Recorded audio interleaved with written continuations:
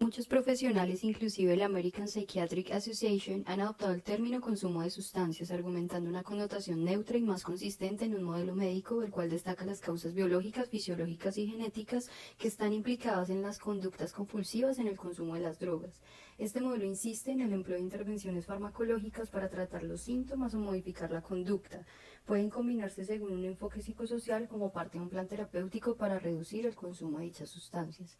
El sistema cannabinoide y sus interacciones con los sistemas dopaminérgico, glutamatérgico y GABAérgico indican que los efectos del consumo de cannabis pueden causar cambios importantes en las regiones frontoestriadas, cinguladas y el hipocampo, es decir, relación con la motivación, el aprendizaje y las funciones ejecutivas. Los endocannabinoides tienen efectos bifásicos, es decir, que dependiendo de la concentración y la cantidad de los mismos que llegan a las neuronas producen un efecto diferente.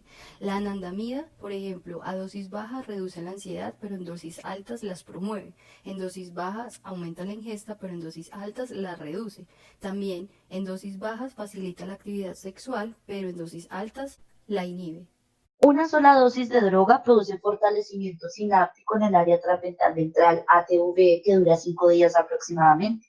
Los cambios en el área transversal ventral producen mayor activación en varias regiones dopaminérgicas del ATV, como el estriado ventral, incluido el núcleo accumbens, y el estriado lateral, núcleo caudado y putamen. Los cambios sinápticos causados por el consumo de drogas solo se producen al tener un consumo continuo de la misma. Los núcleos basales, que incluyen el cuerpo estriado dorsal y juegan un papel crítico en el condicionamiento instrumental, cretina y el MCH, hormona concentradora de melanina en inglés, son cruciales en los efectos de la droga. La hipocretina es importante en el control de las fases del sueño y la conducta de la búsqueda de comida. Se sintetiza en la neurona del hipotálamo lateral y alcanza varias regiones del encéfalo como el ATV, el NAC y estriado dorsal.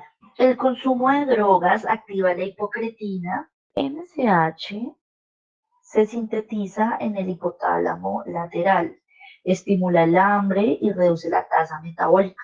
Los receptores de hormona concentradora de melanina, MCH, están en diversas regiones del encéfalo, incluyendo el núcleo accumbens, donde se encuentran neuronas con receptores de DA. Entonces, la estimulación simultánea de los receptores DA y MCH aumenta la descarga de neuronas del núcleo accumbens y administrar un compuesto bloqueante de los receptores de MCH reducen la efectividad de la cocaína.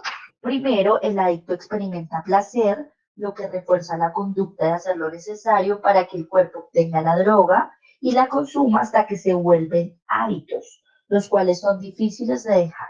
Los efectos reforzadores iniciales que ocurren en el cuerpo estriado ventral y núcleo accumbens fomentan el consumo de droga, mientras que el cuerpo estriado dorsal hace que la conducta se vuelva habitual, pues se encarga de establecer las conductas automáticas. Los cambios neuronales a causa del consumo de droga comienzan en el cuerpo estriado ventral, núcleo accumbens, y continúan ascendentemente hacia el cuerpo estriado dorsal. El refuerzo positivo es el efecto que tienen algunos estímulos en la conducta que les precede. Cuando más deprisa produce su efecto la sustancia, más rápida será la instauración de la dependencia física. Todas las drogas que producen un refuerzo positivo estimulan la liberación de dopaminas en el núcleo accumbens. Los cambios neuronales que comienzan en el área transversal ventral y en el núcleo accumbens terminan por afectar el estriado dorsal, papel fundamental en el condicionamiento instrumental. Las alteraciones del núcleo accumbens y el estriado dorsal producen cambios en los receptores dopamina de las neuronas espinosas medias en donde se originan los axones, que se proyectan a otras partes del encéfalo desde estas dos regiones. Las neuronas del núcleo accumbens proyectan en el área transversal ventral, enviando de vuelta proyecciones dopaminérgicas a una región más dorsal del núcleo accumbens, y así sucesivamente. Esta intercomunicación interconecta más regiones dorsales del cuerpo estriado dorsal hacia el núcleo caudado y putamen. La lesión del núcleo accumbens ocurre en un hemisferio cerebral, combinado con la infusión de un antagonista dopaminérgico en el cuerpo estriado dorsal del otro hemisferio. Elimina la respuesta a un estímulo. Las drogas tienen efectos de refuerzo, excepto los alucinógenos, es decir, activan el mecanismo de refuerzo fortaleciendo la respuesta a la que se asocia. Los mecanismos de refuerzo se ocupan de los efectos inmediatos de la conducta que prevalecen sobre la conciencia de los efectos dañinos a largo plazo. Si una persona consume una píldora y posteriormente experimenta una sensación de euforia, entonces recordará el hecho de consumir la píldora. Este recuerdo activa algunos de los circuitos neurales implicados en la ingesta de la píldora y el mecanismo de refuerzo reforzará la conducta.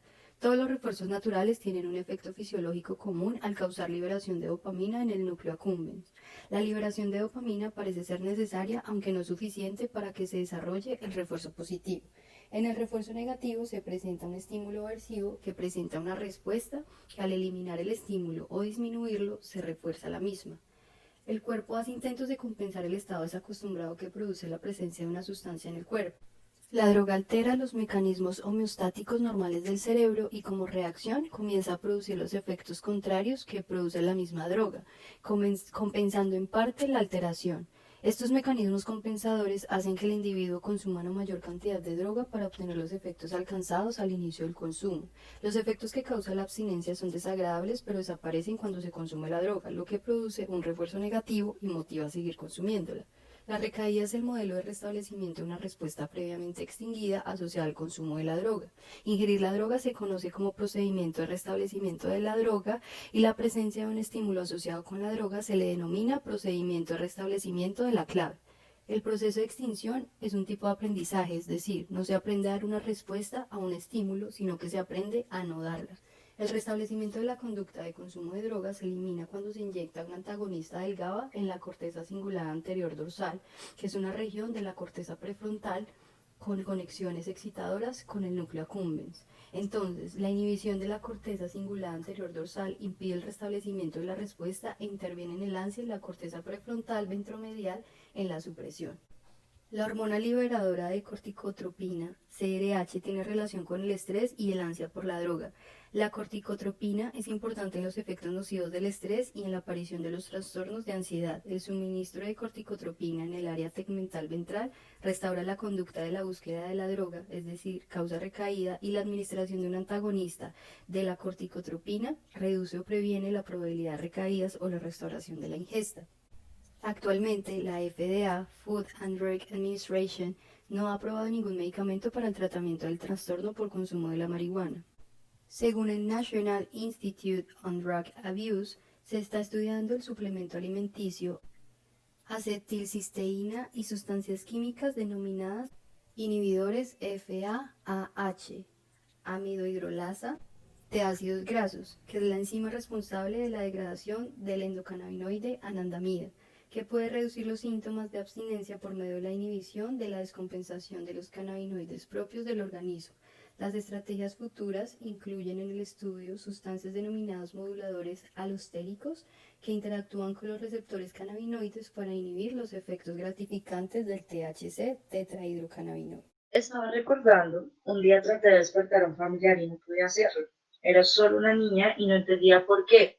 Luego crecí y noté en mi familia adicción a las drogas. Últimamente he pensado mucho en esto, en parte porque se cumplen 100 años de la prohibición del uso de drogas en Estados Unidos y Gran Bretaña. Luego se impuso en todo el mundo. Hace ya un siglo que tomamos la fatídica decisión de tomar a los adictos, castigarlos y hacerlos sufrir, porque creemos que los disuadiría y les daría un motivo para detenerse. Hace unos años observaba a algunos adictos en mi vida a quienes amo y trataba de averiguar si había alguna forma de ayudar. Me di cuenta que había muchas preguntas increíbles básicas que no había podido resolver. Por ejemplo, ¿qué es lo que provoca la adicción?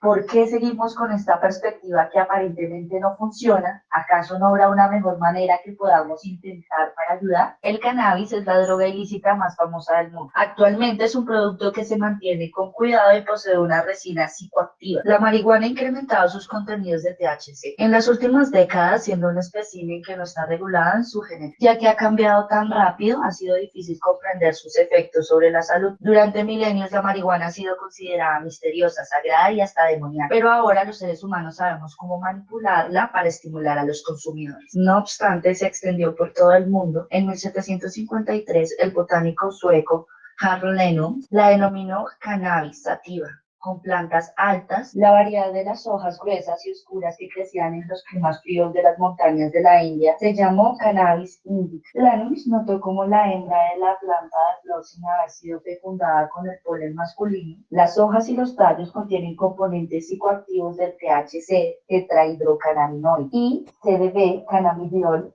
que reduce la ansiedad. El cannabis tiene más de 100 componentes llamados cannabinoides. Hace unas décadas se descubrió que el cuerpo humano produce muchos de estos químicos de forma natural y tienen receptores para todos ellos. Tiene que ver con la regulación del alimento, con la cognición y la motricidad fina. Regula el estrés y aumenta la euforia de forma similar al ejercicio, algo similar a un ecualizador que contiene THC, CBD, CBN, que son componentes psicoactivos, y otros cannabinoides que no lo son, como son los terpenos, que son moléculas aromáticas. Los flavonoides producen sabor, entre otros componentes que han evolucionado genéticamente.